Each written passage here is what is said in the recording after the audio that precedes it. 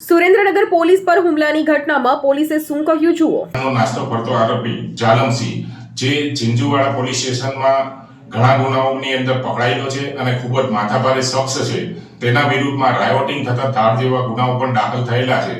તે જૈનાબાદ આગળ કોઈ જગ્યાએ ક્રિકેટ રમી રહેલ છે, જેથી તાત્કાલિક પીએસઆઈ ડાંગર અને પોલીસ સ્ટાફના માણસો તેને પકડવા સારું ત્યાં પહોંચેલા અને આરોપીને પકડીને લઈને આવતા હતા। દરમિયાન આ સમયગાળા દરમિયાન ક્રિકેટ રમતા એના માણસોમાંથી કોઈએ ગામની અંદર જાણ કરતા ગામમાં પોલીસને રોકી દેવામાં આવેલી અને પોલીસ ઉપર હુમલો કરતા પીએસઆઈ ડાંગર તથા 2 પોલીસ કોન્સ્ટેબલ ઘાયલ થયેલા।